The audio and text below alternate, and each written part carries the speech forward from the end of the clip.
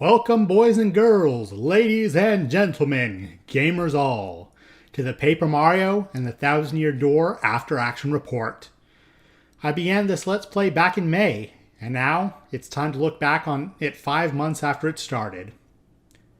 Playing this game again after so many years reminded me why I love this game. The music, the story, the combat. Altogether, they make a wonderful experience. I admit, the years since I had played this game left me with only a vague set of recollections and no game plan to speak of. So I dove into it the only way I know how, with everything I have. Now, let's get on to why I love this game. Let's start with the combat. I love the combat in this game. It is straightforward in some ways, but complex in others. I know there are badge combos that completely shatter this game, such as the danger badges that send Mario's damage output through the roof. But yeah, I didn't employ them in this Let's Play.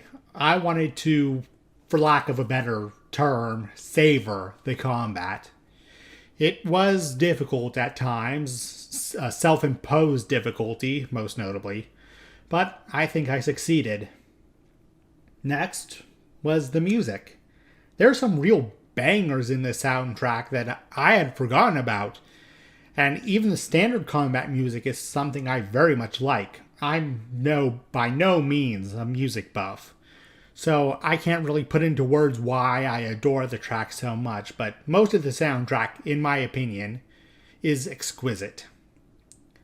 Now we talk about the companions. And speaking of companions, poor Koops and Miss Flurry, they got the shaft as far as this playthrough went. Ms. Mouse too, to a lesser extent, though I only had her for the very tail end of the game. I just couldn't find a place to use them. Goombella you had from the start, so she was natural to use, and her tattles were extremely useful. Jojo the Yoshi got me through a good portion of the mid-game. Vivian really surprised me with how useful she was towards the end, especially against bosses and throughout the Pit of 100 Trials. And Admiral Bobbery was just a good tank in general for the later portions of the game, what with having 30 HP only upgraded once. Speaking of upgrades, excuse me for a moment. My cat is at my door trying to pound it down. If you hear anything over it, just ignore it, please. Anyway, speaking of the partners, if there's one thing I regret in this Let's Play, it would be never remembering to pick up the up arrow in Hooktail Castle for ultra ranking my partners. I'm sure it would have been immensely useful. I don't know what my malfunction was, but I never remembered to grab it after getting Bobbery, even when I was there getting the badge from Ms. Mouse's side quest. I just completely brain farted on it. Anyway, now I want to touch on my favorite and least favorite chapters.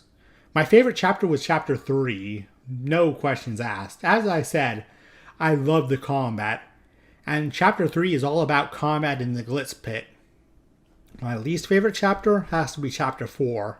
Going back and forth so many times and getting locked out of solving the Duplis puzzle early because he stole the letter S?